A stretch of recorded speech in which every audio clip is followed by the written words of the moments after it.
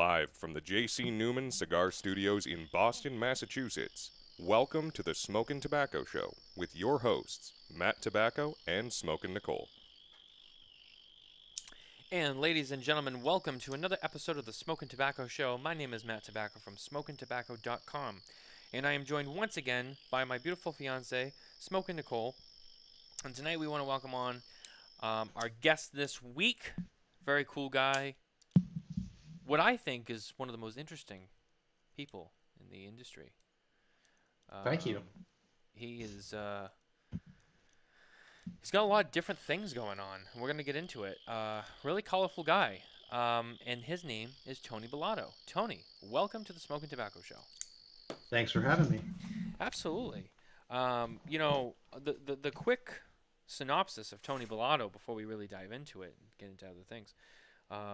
Obviously, you're in the cigar business. You have multiple brands at this point that you own.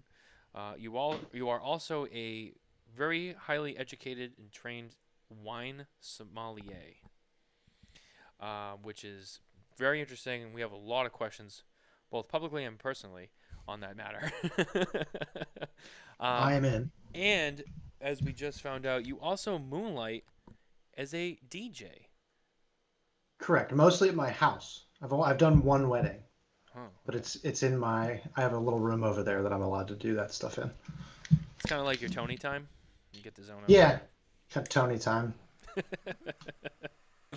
Well, Tony, what are you drinking and what are you smoking tonight with us? I am actually having coffee right now. I have actually. Today is my last day of my month cleanse, so I'm 31 days of no alcohol. So I'm gonna have a little wine later on, but I figured I needed a little break to reset the palate, reset the body. So I think I'm going for chicken wings and beer tonight to kind of ease my toes back into the water, so to speak. Oh, that's definitely gentle. Right. Right. So do you do that periodically to cleanse your palate? Now that I'm almost 40, yeah. Because it's like it just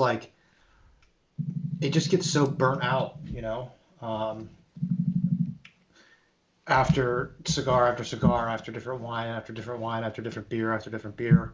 It just kind of gets, I don't even know what I'm tasting anymore. But then you do like a little reset for a month or so, and I don't know, it works. I think it works. That's interesting. I try to,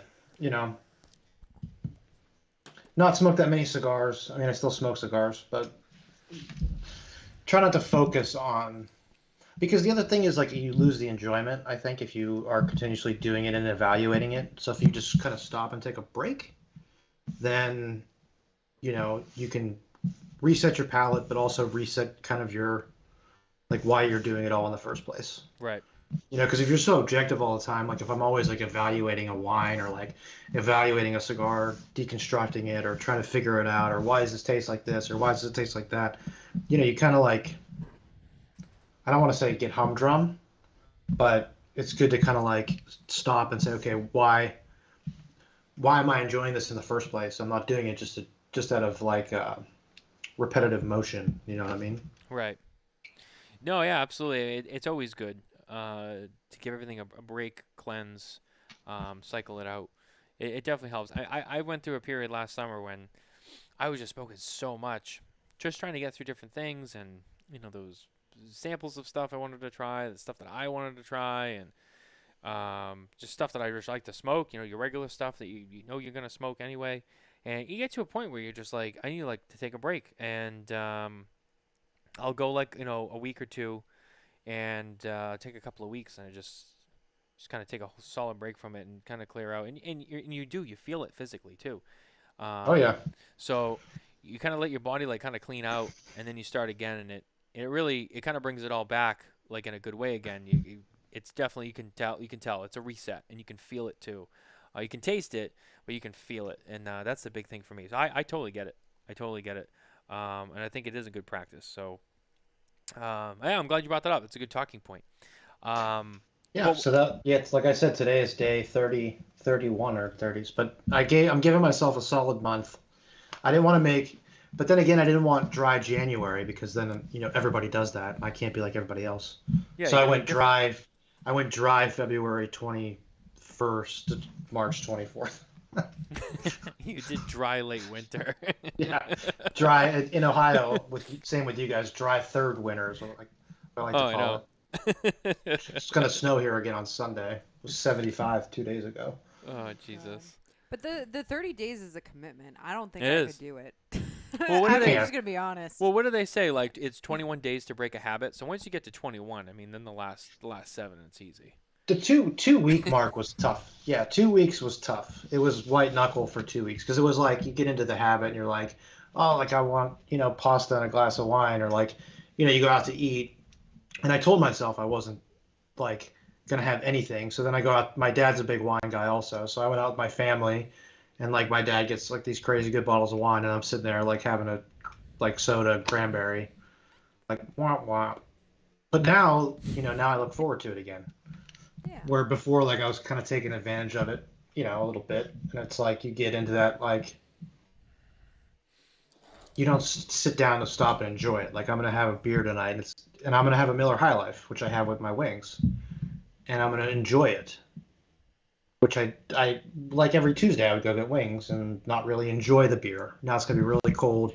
The wings are gonna be really bad for me, and it's gonna be a nice night. You deserve it, Tony. That's what you You got to tell deserve yourself. Thank you. You deserve it. Treat yourself. Uh-huh. Yeah, treat yourself. You work hard.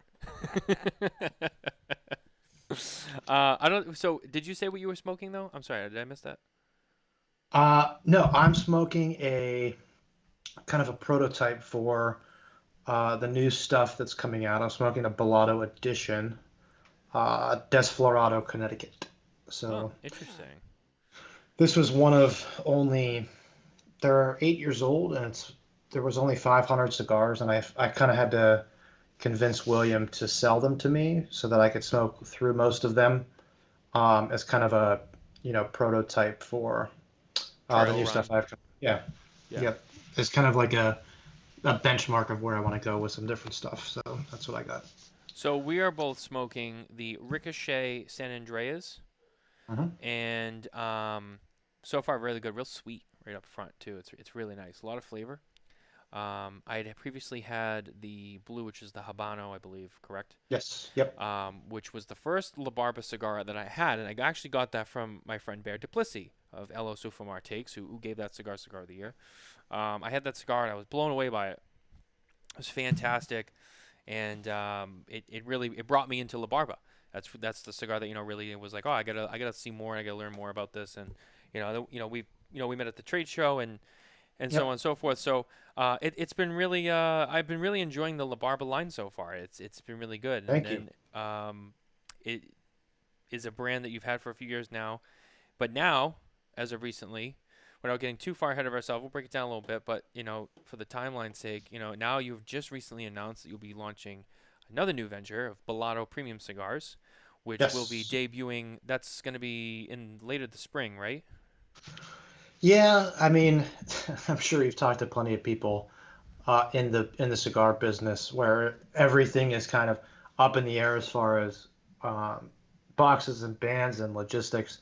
Right. The idea is 8 weeks, but it's been 8 weeks for 16 weeks now. So by PCA is when I'm hoping that some things are arriving in Miami. So that's hopefully I have enough to display and sell at PCA. That's my goal. Well, yeah, that'd be great. You've also been involved with Caldwell Cigars as well, correct? Yeah, I started with Rob this is La Barba's 10th anniversary actually this year. But I started with Rob in 2011 when he had the Winwood Cigar Factory.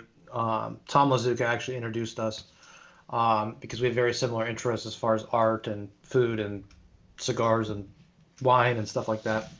And he had a really progressive cigar factory in the Winwood Arts District in Miami. And I started going down there because it was a lot easier than going to Honduras, and a lot safer. Well, kind of safer. But we would get tobacco sent to Miami to his factory, and then he was kind of like would sit with me and while we were making the La Barba Red cigar, the first one that we had that Christian made. And that's where that cigar was essentially first blended, was at the Winwood factory. From there, Robert and I continued our friendship and decided to go to Dominican Republic. We moved all of our production to the Ventura factory. Rob started Caldwell, and then I moved La Barba over to the Ventura factory. So we're in the same cigar factory, although now, because of our growth, La Barba and Bellatto will be made at Henderson's father's factory, while Caldwell's cigars will be continued at Henderson's factory. So we kind of split production just because it was too much for one factory to handle. So I'm going to the smaller of the two factories, but I'll be the primary brand in Henderson's father's factory. Well, that's really cool. Yeah, it's been it's a lot. You know, you have multiple brands there to juggle. You know, like you said, you've had La Barba for about 10 years now, and you know now you're starting another venture again. What was kind of the catalyst for now kind of breaking up and like, all right, I want to start something else with starting up the Bellatto line? So La Barba, you know, we have the four core lines with La Barba, red, purple, the Ricochet orange and blue, and then the final, like the end cap for La Barba, is going to be the Connecticut. And every once in a while, I'm going to do a 10th anniversary with La Barba, if I can get it done in time. The cigars are done if I can get the packaging done on time. But I kind of wanted to end cap it as far as that, you know, chapter in history with La Barba was concerned, as far as the, you know, limiting where we were going with things and what I was doing with the brand. And then it's also my father's 50th anniversary in the cigar business this year. So him and I had been talking about kind of what can we do outside of, you know, the commitments I have with La Barba. What can we do outside of that as more of a palate-centric brand and use our knowledge, experience, and relationships in the industry to develop, you know, something outside of La Barba that is primarily not primarily controlled by me, but all the way controlled by me, if that makes any sense. Right. So this is 100% my palate, 100% my ideas, where La Barba was more of a vanguard. You know, when we started La Barba, it was all of us sitting around saying, okay, what don't you like about this? What don't you like about that? What's good about this? What's good about that? And it was kind of, you know, a consortium of palates that kind of came together with me adjusting, you know, the volume knobs here and there, where Bellatto is completely, you know, from the ground up designed by me based on my experiences in the business thus far. That makes sense. Yeah, absolutely. So to debut with Bellatto, how many? Or I know we've talked about, you know, logistics or whatever, but ideally, or what you're planning on doing, if all goes according to plan, what will you, or how much will you be debuting with Bellatto? How many lines will you have at the beginning? So right now there's 6 core lines that I'm gonna roll out over the next year. The first of which is a cigar that I really wanted to get to people that can't really afford to be in the hyper premium range. So I'm looking to retail our first project like $7, $8, and $9, like something like entry level. Mm-hmm. Obviously all premium, long filler, handmade, but just something that can get people into cigars or the lifestyle or my brand or cigars in general. Just the business, the industry, the culture, the thing that we have that we take for granted sometimes, that a lot of people like get once they, you know, get into the business of smoking cigars in the community. So that's the kind of the first release is sort of in that avenue, something that's really approachable, something that's really good, but it's not gonna, you know, it's not gonna make you spend your whole paycheck on a box or a 5-pack. And then later on, I have, and that's going to be a core line product. There's the Habano, Connecticut Maduro in that. And then on the other side, I'm going to have ultra premium, right around $13 to $15,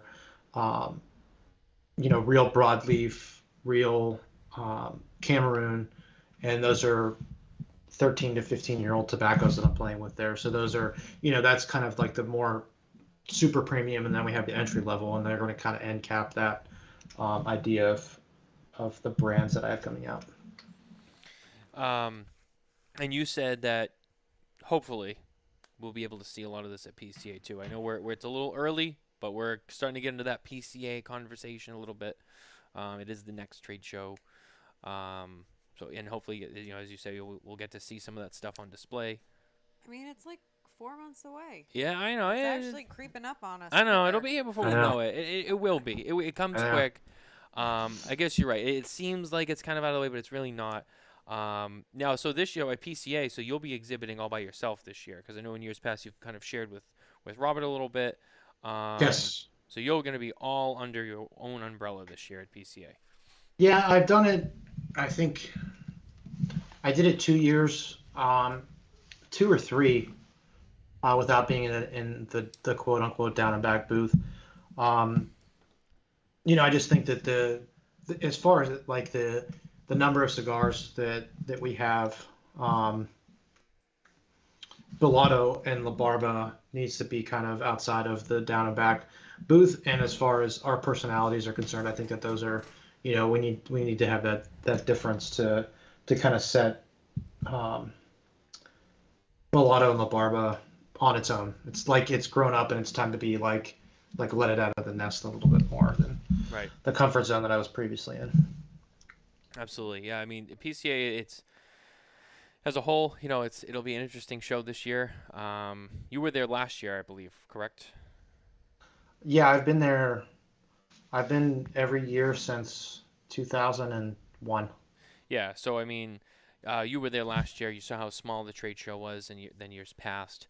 So hopefully the show is a little bit bigger again. It was definitely a weird year last year, but hopefully things are on the up and up with PCA and the trade show specifically. So we do have that to look forward to, and we will be getting more into that as time goes on. I know it's way out of the way, but something kind of interesting. I'll actually, while we're on the topic, I'll bring this up. So Erin Holland from the PCA is actually going to be on the show with us, and I believe it's going to be her first external cigar show that she's done. She will be with us in June, so right kind of before we're getting into that PCA mode, a few weeks before, Erin is actually going to join us on the show from the PCA. We'll get into a little bit what she does at PCA, kind of how she got there, and all the things that she does behind the scenes that you guys probably don't even realize that she does. So that'd be a cool episode. And it's another Sister of the Leaf. We don't have a lot of Sisters of the Leaf come on the show. Obviously, Nicole being a resident Sister of the Leaf, always on the show. It'll be nice to have another Sister of the Leaf on the show. So, Always. And especially one from a group like the PCA, which is really unique. So it'll be really exciting to get her opinion on some stuff and to hear a little bit more about her. So don't miss that show either. That's going to be a good one.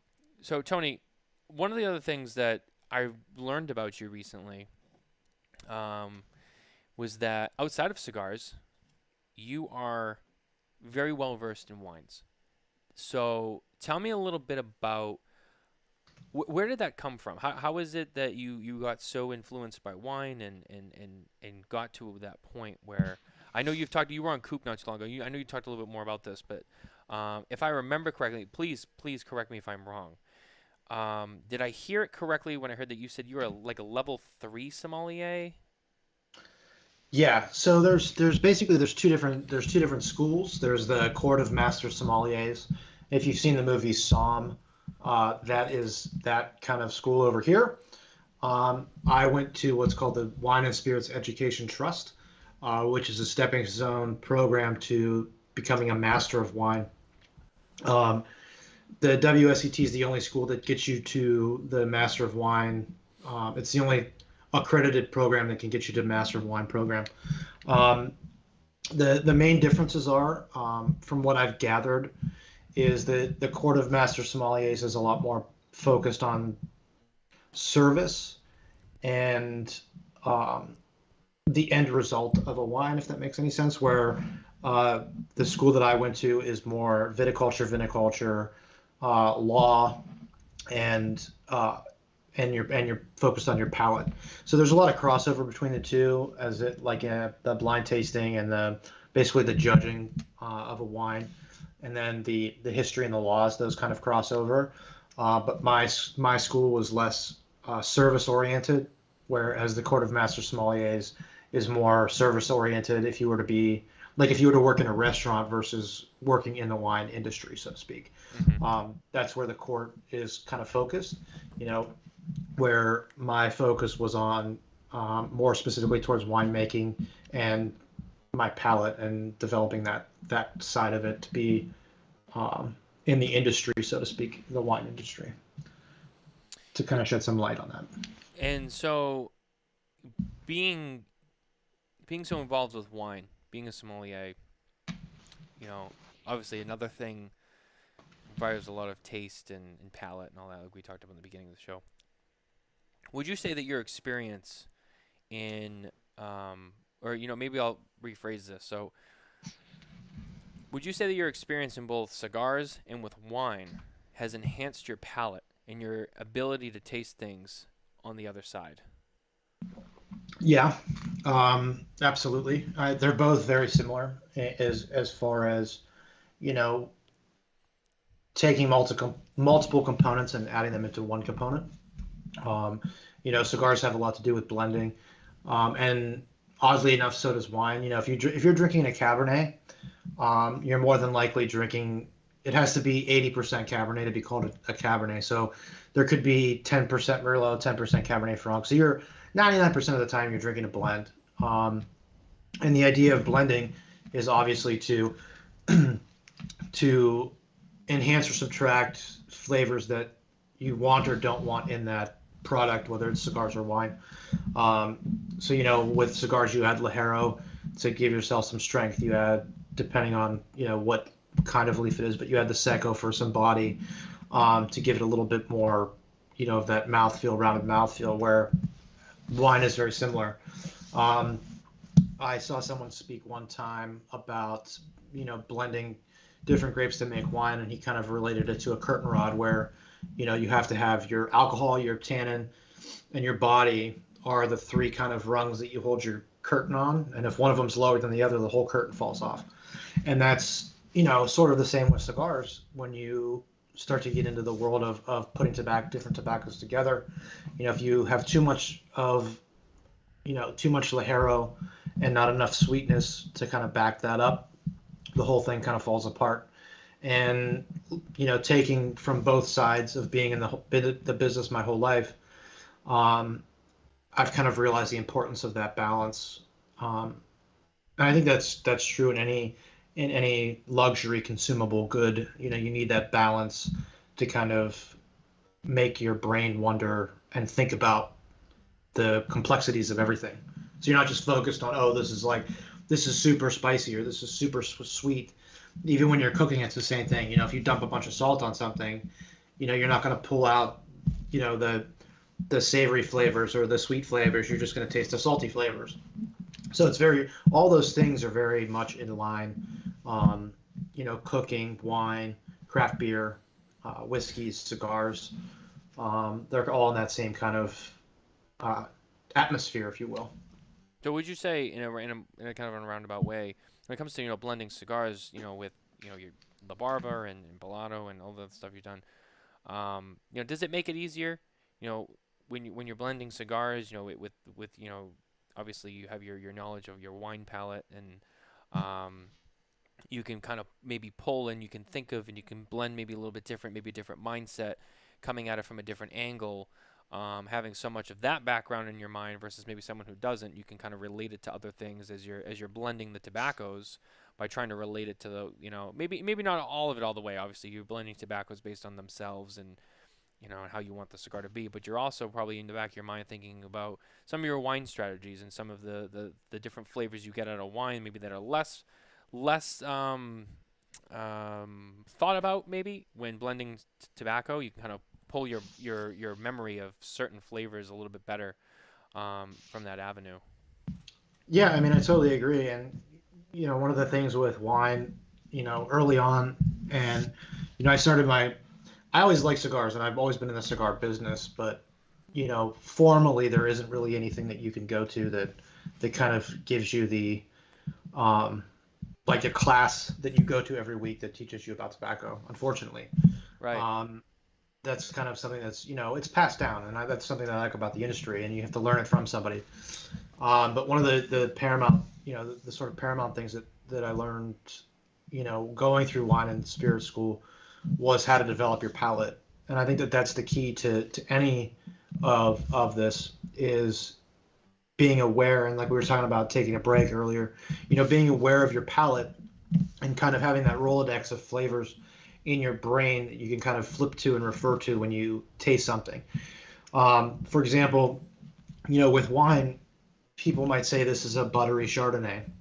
All right, well, why is it buttery? It's buttery because what they've done is they've changed malic acid, which you find in apples. That's why you might find a green apple kind of flavor in a white wine, because there's malic acid, so that's green apples because it's in green apples.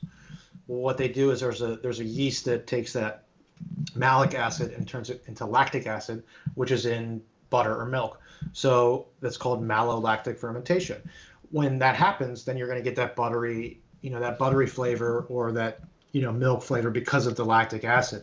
And the same goes for, any of the other different nuances or flavors. There's a reason why it's there. For example, with the La Barba Purple cigar, we use a tobacco in there called Carbonel. It's a family that it's a single farm, single family varietal of tobacco. And in the second part of the growing season, what they do instead of planting soy or corn to re-nourish the soil, they plant sugar beets. So the tobacco pulls up what the second plant leaves behind. So in the La Barra Purple, it's very aromatic and very floral. That specific tobacco, there's a reason why it tastes like that. Um, and the same goes for tobaccos planted in Nicaragua, Honduras, and Dominican Republic. The soil matters, the weather matters, where the sun is at noon matters, whether or not they're on a hillside matters. All of that matters, and that's where you get the flavors from, and that's how you can kind of start a base of where you want to go with putting tobaccos together. Like you say, okay, well, this tobacco comes from, the Yamastran Valley in Honduras. I know that fog sits there until about 2 o'clock in the afternoon, so the tobacco is going to be a little bit more on the medium bodied side, but going to be still spicy because it sees afternoon sun. And you could go on and on and on and on. And I think that that's the parallel that you get is just knowing why it is the way it is, not just it doesn't just taste like graham crackers because you think it tastes like graham crackers. There's a reason why. And I think that diving into that and figuring that out is the fun part, but it's also the hard part. Yeah, it's so true. A lot of people talk about flavors in cigars all the time, and you get the flavor notes, or I get hints of this or whatever. But maybe you don't necessarily understand why you taste that, and that's something that I think it gets talked about a little bit. I don't think it gets fully explained enough.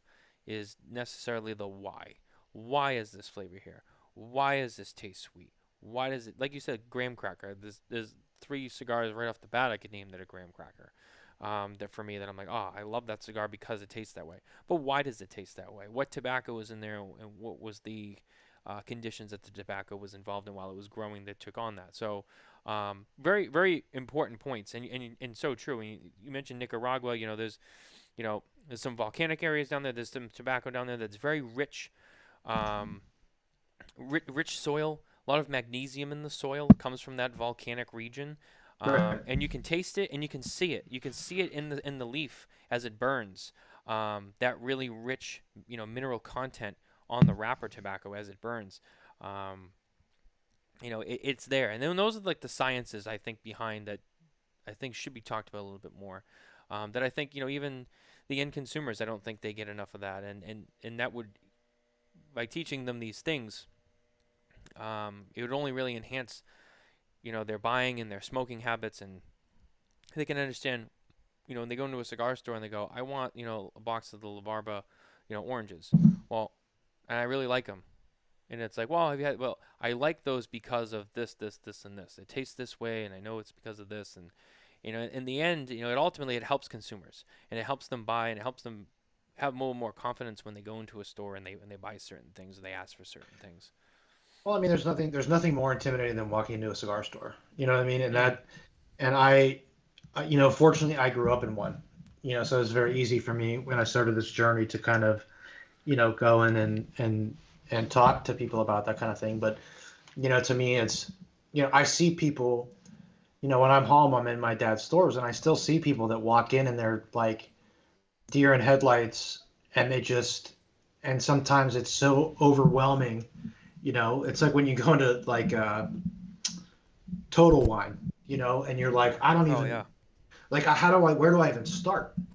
And there's so many great retailers that have done a great job of, um, you know, teaching their staff and guys that are super involved in cigars, and obviously, guys like yourselves that are getting people that knowledge, and that's what I think is so cool about it versus, 25 years ago when it was just like good luck. You know what I mean? Now people can watch you guys and kind of get the idea of, why they're smoking what they're smoking, what to do when they're in a cigar store, um, those kind of little things that weren't there 25 years ago. And I think that that's a very important part of the industry that, could be, that a lot of new smokers are kind of taking for granted, that they didn't have, that we didn't have that, getting in. None of us had that 20 years ago.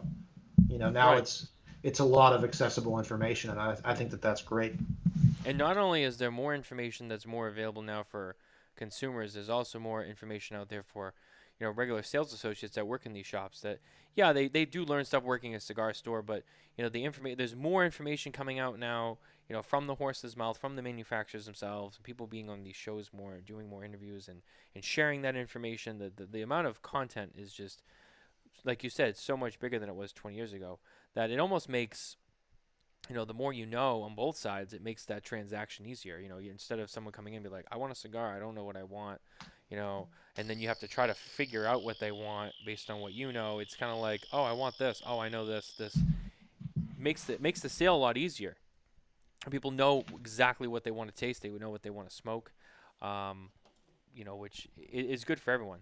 I do want to hit our news segment really quick before I forget, because I want to hit that before we get too deep in the show. Our news segment is brought to you by McAuliffe Cigars. If you're not an ambassador, you can head over to McAuliffeCigars.com today to sign up to become an official ambassador. Get your ambassador number, ambassador coin. While you're at it, join the McAuliffe Ambassador group on Facebook, where you can hang out and smoke with some fellow ambassadors. Um, Interesting news this week. Most of the announcements have been TAA related. The TAA was earlier this week down in Mexico. And with that, obviously, comes a lot of TAA exclusives that are coming out from around the industry. Few to mention is the Timeless TAA from Ferro Tego, making its return, I guess, in a way. Now that it's under Ferro Tego, it's on Nat Sherman. Pete Johnson of Tatuaje has announced that they will be doing a TAA release as well as I think Villiger announced that they're doing a TAA exclusive release. So it's that time of the year. If you're a TAA exclusive person, you really get into those. Certain manufacturers, those are being announced. Those are coming out. Another thing that is kind of interesting that I thought was really different, as you guys know, we had Sin Coburn on the show, Sin and Josh from Dissident Cigars. They are rolling out a 101 proof bourbon whiskey under the Dissident brand. And that is going to be, from what I understand, a event exclusive cigar. It's a small batch bourbon that is made in Sin's hometown of Detroit, Michigan. And that'll be out and about in cigar shops and events that'll be coming up too. So some interesting things this week. A break from our normal legislative stuff that we normally try to do. Something a little bit more exciting, a little more glamorous, I guess we could say, in our news segment this week. Once again, brought to you by McAuliffe Cigars. Tony, there's one thing I wanted to follow up with you on before I got into the news. I saw it kind of go by and then I kind of forgot about it. But someone had mentioned in the comments, I think it was Jared from McAuliffe, actually, that you actually have your own wine as well, which Jared says is just straight fire. Oh, I didn't know he was watching. Hi, Jared. Yeah, uh, Jared's my buddy. yeah, tell us a little bit more about your wine. So, a very good friend of mine and someone that actually helped me at the beginning with La Barba is Hunter Vogel. Hunter owns a wine company called Treasure Hunter Wines. And this may sound familiar to you, but what he does is he finds wines that don't really have a home. So he'll buy, say if a winery like Caymus or Silver Oak makes 2,000 cases of wine for their vintage, and that's their number. They may have enough juice to make 3,500 bottles or 3,500 cases or whatever the number may be, where Hunter will buy that extra juice and then signs a non-disclosure agreement and releases it under a fund name and gets the wine that may be $200 a bottle into a $20 format. And that's called Treasure Hunter Wines. I met him a long time ago when I was first getting into wine, and I couldn't afford to taste these wines. And he saw kind of like like the Bambi eyes I had about wine, and was like, well, and he kind of like gave me a nudge and was like, this is what this is. So very early on, him and I became friends, and he came down to Miami with me to Wynwood, and we spent some time together there. Since then, Hunter has become a very, very good friend of mine. About, I think, 3-4 years, maybe 5 years now, I was like, at the time, and I still am, was really into sparkling wine, and I couldn't find any rosé that was dry that was reasonable in price. And I was like, I'm looking through all these vendors' books, and I'm like, and a sparkling wine is done in champagne method, meaning it's not carbonated, it's not forced carbonated, it's carbonated in the bottle, it's riddled, and I couldn't find anything that was a true rosé, meaning they didn't take a white wine and add red wine, and we could get into that, like that would take 3 hours. But this was a true 100% Pinot Noir rosé that we ended up with, and I couldn't find anything like it. And so I said that to Hunter, and I'm like, man, like I'm really having a hard time because I really like sparkling wine and I really like it with cigars, but I can't find anything that's dry. I can't find anything that's rosé, and I can't find anything that's like not $150. And he was like, well, why don't we do something? And that was kind of the spark behind that.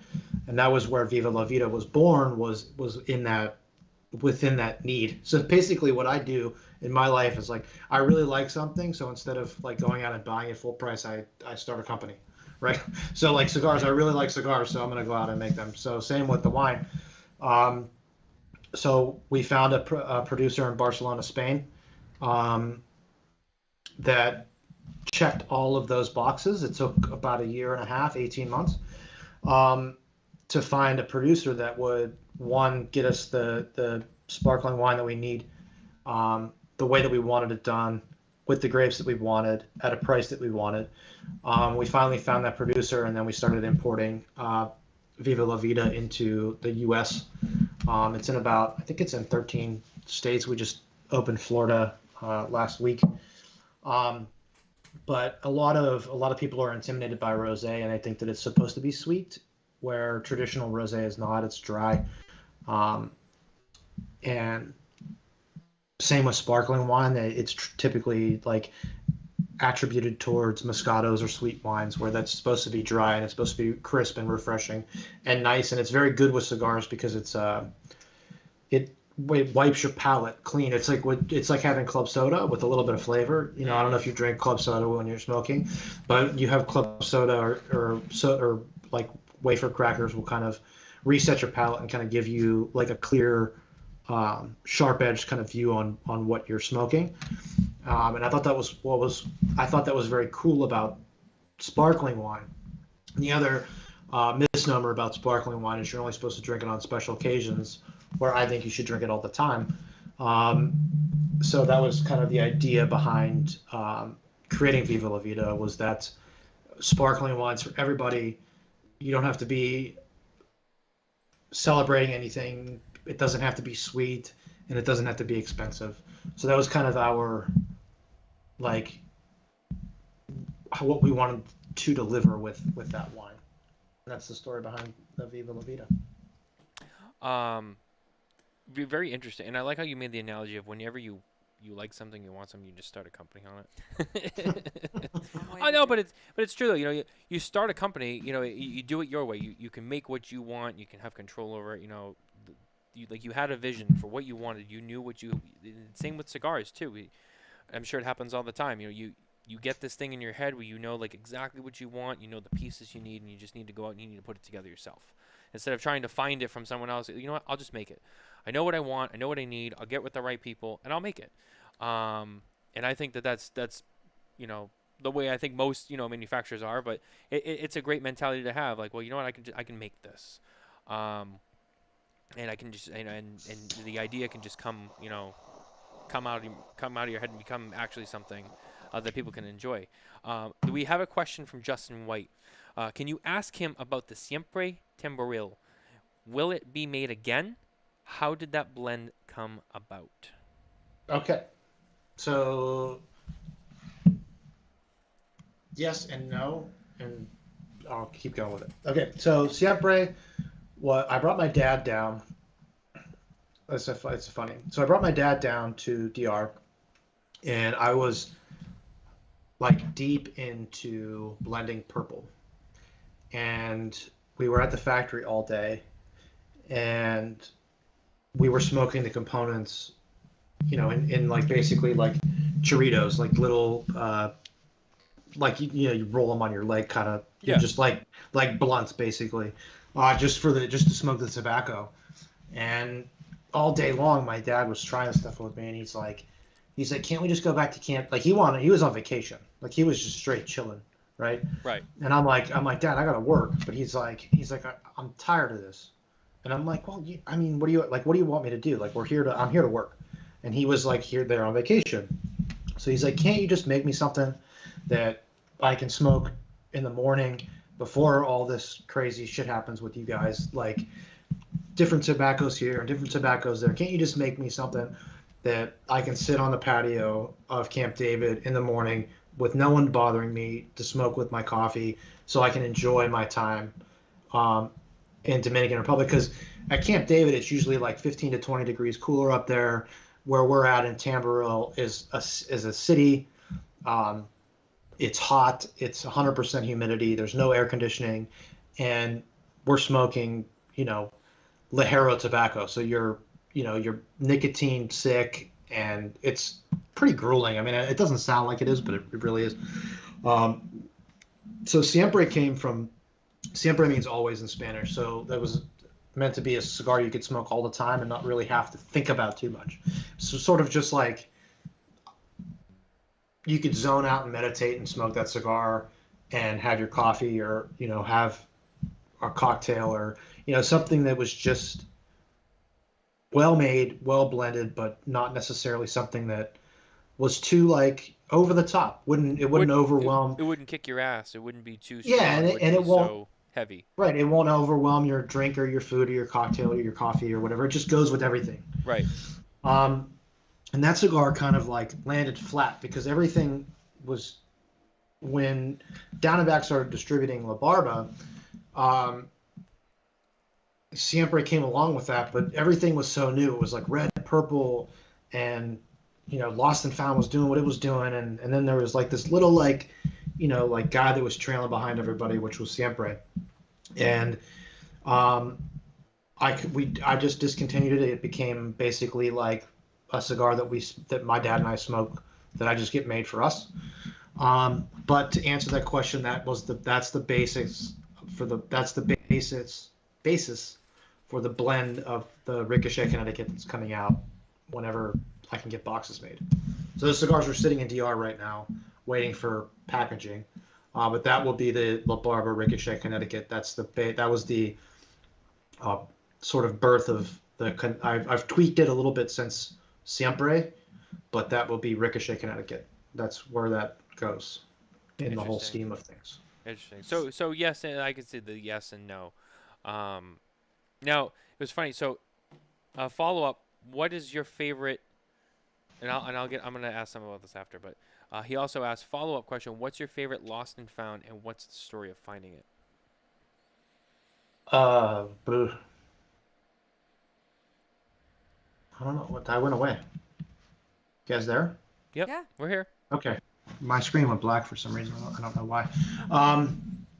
But to answer the question, my favorite was pepper cream soda. That was the first one that we did. But now my favorite stuff is all the antique stuff. So that's kind of where what I think is what the best stuff that we found has been so far. This original pepper cream soda and the newer antique stuff, the 2006. The Colorado Claro stuff is just phenomenal that we have from the antique collection. And how? So for those who might not know, or maybe are newer to you and in your work with Robert with Caldwell, tell us a little bit more about the Lost and Found series, and what it is, and kind of how it came to be. So Lost and Found was born out of curiosity. At the time, Rob was supplying hotels and restaurants in Miami with cigars with a company called Hotel Humidor. Basically, he would just curate, cigar menus for hotels and restaurants in Miami. So he was constantly going to cigar factories, and the kid traveled like crazy at the time, like 250 days a year in like Pan America, Central America, Dominican Republic, Nicaragua, Honduras, Costa Rica. Was always in these factories, and him and I just developed a friendship at that point. And it was between when we started Lost and Found was between him at Wynwood and him with Caldwell Cigar Company, and he was coming back, and he would call me from these factories and be like, "Hey man, like I'm smoking this incredible cigar that I found," and I'm like, "What are you talking about?" And he would be like Rob's the kind of guy that'll go into a factory and just point at something and be like, "What is that?" And then the cigar industry is so generous. Like you go to a cigar factory and they're always handing you cigars, and you never really know what it is. But Rob would take it and smoke it and be like, "This is incredible. What is it?" And they would be like, "Well, it was this brand from the 90s that's discontinued, or it was for this cigar that we never did, or we made a limited edition." And if they make a limited edition cigar that's 1,000 cigars, they'll make 2,000 of them just to make sure that 1,000 of them are good. And if those 1,000 are good, then they have 1,000 extra cigars, or 500 or whatever. So they make sure that they have enough quality to fulfill their limited edition. Well, sometimes that quality doubles. Anyway, there's a number of ways, and he was sending them back to me. And he was just sending them to me from Miami when he would get back in like just brown bundles or Ziploc bags for that matter. And I'm like, man, I would really like to get these to people, in my shop. And that was when I was working at the shop full time. So we just kind of, like pepper cream soda was basically like, that's the way it tasted. And we just basically made stickers and released the cigars to the people, and that was the idea. And that's where we've been with that ever since. And when we started, it was a, very playful sort of thing. And we've kind of graduated that brand into antique line now. Antique line is something that, is authorized retailers. They're very, very special cigars. Our oldest one is from 2002, 2001 that we found, but they're, I have one back here that's a box, one of one. We literally only found enough cigars for a box. And so it's that kind of real limited edition thing that's from that are hyper aged that have been sitting in factories for 15, 20 years, or 3 years.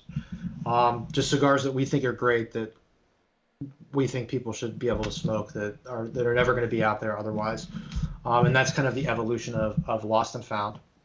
Additionally, added on top of that, Lost and Found is going to be right around 10 years old this year too. We started a project back then. We decided to just completely put cigars away and not even touch them until right around 10 years, and that's Instant Classic, 22 minutes to midnight. So we have some different things we put away that we decided not to even touch for 10 years. So it's kind of a hybrid of things that we're finding, stuff that we've put away, stuff that we're kind of hoarders.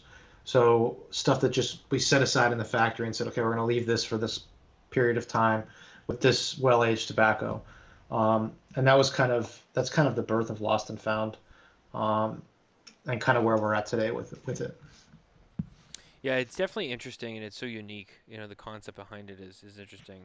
I know you kind of mentioned, something similar, in wine earlier, and then it also reminds me of what's that company, Orphan Barrel, which kind of goes out and finds, barrels of whiskey that were forgotten about in rickhouses, and maybe they weren't used, they were put aside. There was a project, maybe the project fell through, the barrel never got used, but it kind of continued to sit there, and then, oh, let's bottle this and make it something, and it's kind of like a one-off run.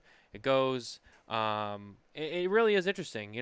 I don't think people realize like how much stuff like that there really is out there, and stuff that's perfectly fine, or it's good stuff, and it just maybe got forgotten about, and maybe it was being saved for something, and then it never got used for that, and then people like you guys come along and let's take these cigars and let's use them for something, which is really unique. We have our top 3 segment right before we end the show. Our top 3 segment brought to you by Room 101 Cigars. Watch the Smokin Tabacco show. Eat your vegetables, take your vitamins, and smoke Room 101. I said I was gonna have the sound bite. I know. We haven't had time. We've been extra quiet lately. We've just had a lot of things going on behind the scenes, so we've been very behind on a lot of things. But hope that should be changing in the next week. We should be back to our full strength as we sort some things out. But before we get to also setting up for the charity, which we'll talk about after. Yeah. Our top 3 though. So I try to find a topic that's kind of specific to the guest. So Tony, for you, was curious. I had one that I was going to use before, but then I kind of changed it after we got on here because kind of something came up, and I was like, oh, actually, I think I have something here that I really like. So in terms of your wine background and all the wine that you've been able to discover and try and all that, what are your 3 favorite regions that you like to drink wine from? I mean, my favorite all-time region is Willamette Valley. I think we were talking about that earlier before the show started. I mean, that's the Pinot Noir that comes from Willamette Valley is my number by far the best wines I've ever had. Number 2 would be Burgundy, and third would be Right Bank Bordeaux. I was thinking in between right and left bank, but I think right bank is what I've been really digging. Interesting. Yeah, I mean, I would agree with you. I was telling, I mentioned to you before, but I've been talking about with Nicole. As we've been wine drinkers lately. We haven't really been drinking a lot of stuff in general. I wouldn't say we're the most knowledgeable. No, but I mean, drinkers, but we're learning. But there was a time when we drank more wine than we do now, and all of the stuff, like a lot of the Oregon the wineries, especially the Pinot Noirs. I mean, we're big Pinot Noir drinkers. It's some of our favorite stuff as well.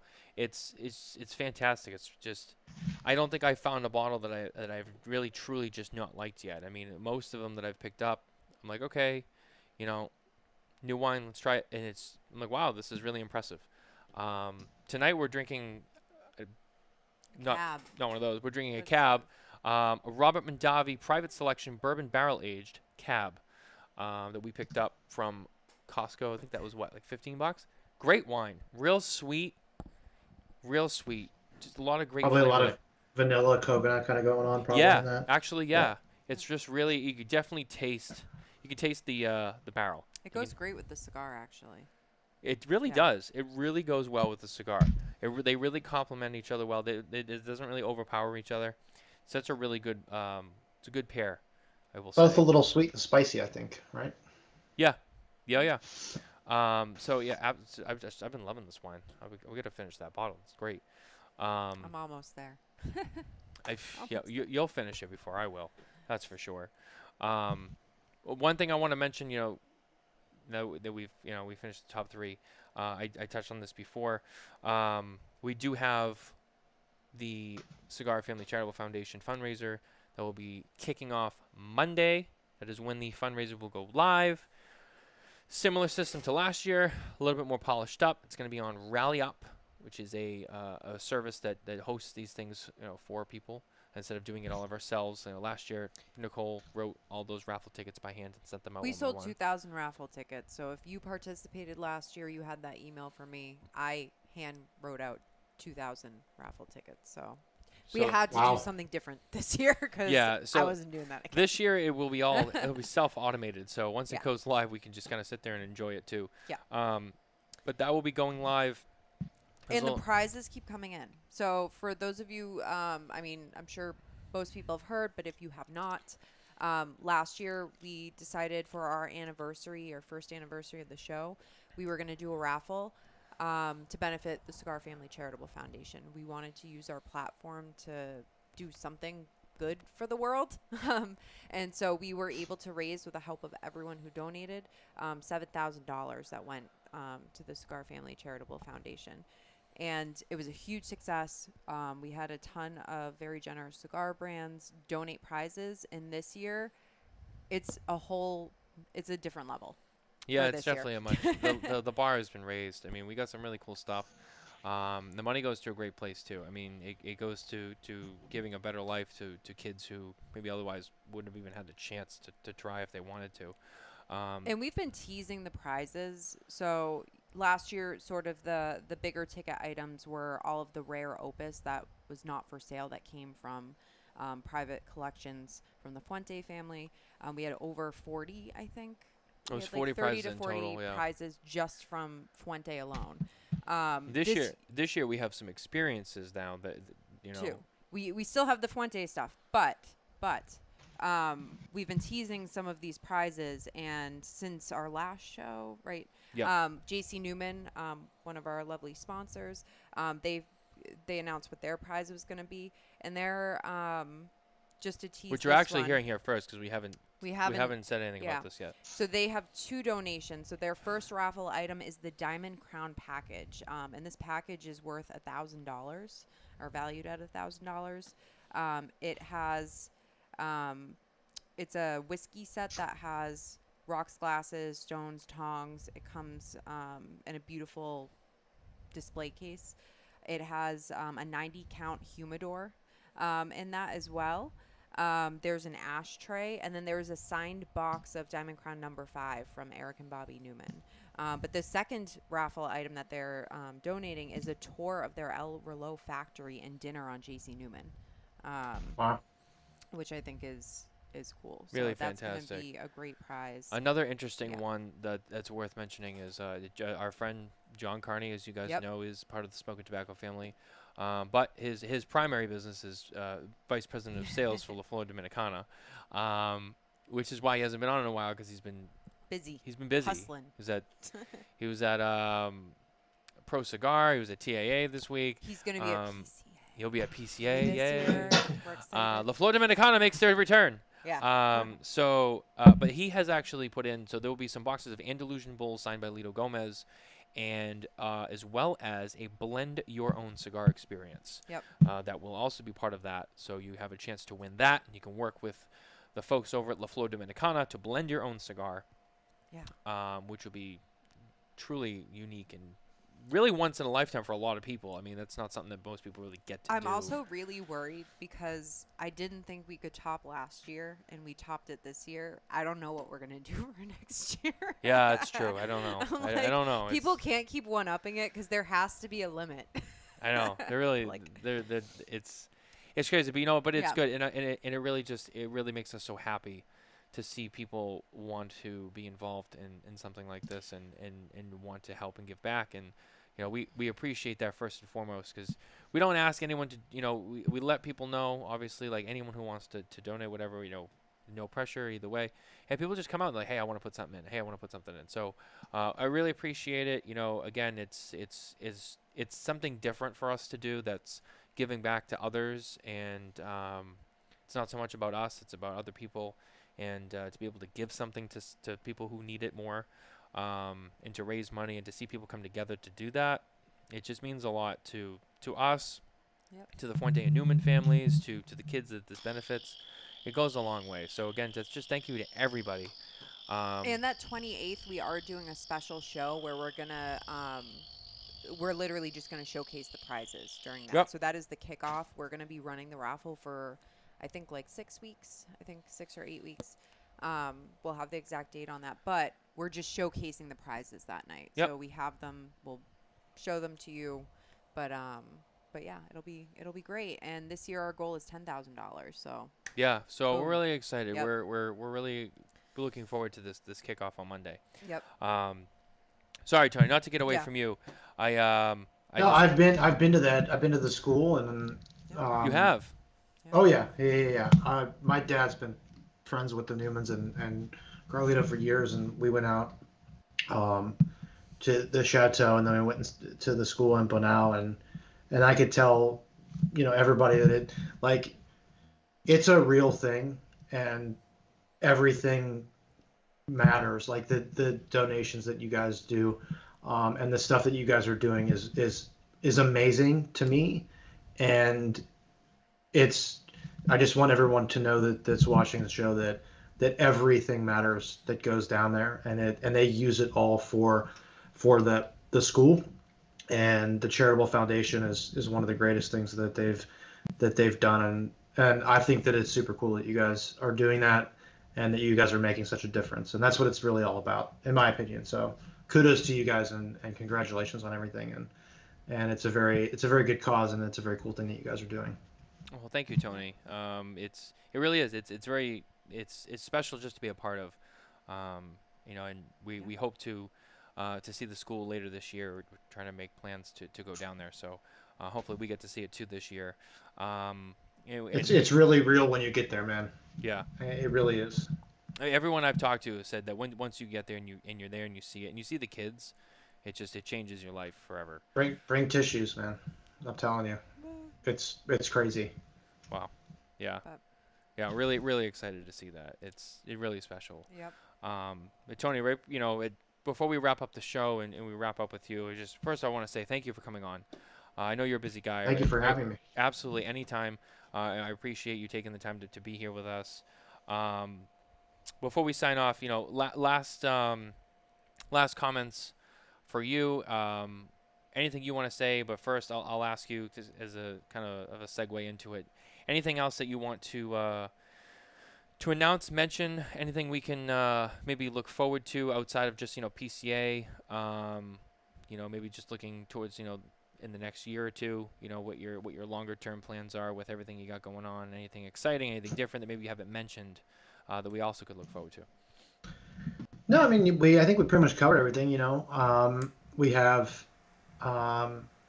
some fun stuff with Lost and Found coming. Like I said, Lost and Found is taking a new direction as far as what we're doing with that. And like I said, antique collection. These cigars are boxed and banded, and we're really giving them the attention and the love that they've always deserved. But we're really showcasing them in a different way with what we have going on with Lost and Found this year. We have instant classic box press. Those cigars have been sitting for since we started. We have 22 minutes to midnight. I think Robert's version's floating around there somewhere now, but I have one coming with that. And a lot of people have asked me, my attention will not be diverted away from La Barba cigars. That is, my my baby. I'm still going to be making sure that is taken care of over being, I'm still doing all the blending and the quality control for La Barba cigars. That's not going to change. I'm just adding one more thing on top of that, which is the Bellatto stuff. But other than that, I'm just hanging out. Yeah, I think there was some people who did not like really worry, but it was like, oh, like, is he moving away from La Barba now? Like, what is this? No, So it's nice for you to set the record straight. Like, no, you're not doing that. Just kind of adding a different piece, but you'll still be involved with everything. So yeah, I mean, for example, at the trade show booth, it's going to be La Barba and Bellatto. It's not going to be. I'm not stepping away from that. Nothing's changing with it. That's still something that I'm 100% involved in and doing. It's just adding another kind of scope to the whole puzzle, if you will. Another piece to the whole puzzle. absolutely. Hey, it's growth. Growth is good. Continuing to grow. Tony, congrats on everything that you've done so far. You've just done an amazing job. You put out some really good cigars, and we're excited to see you continue to grow. Excited to see Bellatto launch and everything that's going to do, and everything else that you've got working on. So hats off to you. Good luck with everything. Thank you, guys. Congrats on it, and we look forward to seeing you at PCA. It's going to be a blast. It always is, and it'll be, it's always fun to see everyone. So looking forward to seeing you there. Don't forget to like, subscribe, head over to smokintabacco.com for more information. The official announcement with all of the detailed information on the fundraiser will be available soon, and then it will launch on Monday, on the 28th, and then that night, I think 8 p.m. We will have a special show. We will showcase the prizes and kind of everything going on. So don't miss that. It's coming. Don't worry. We'll make sure there's plenty of information. Other than that, we want to thank Tony for being here with us tonight. Tony, thank you so much. It was great to have you, and we will see you on Monday night. Take care.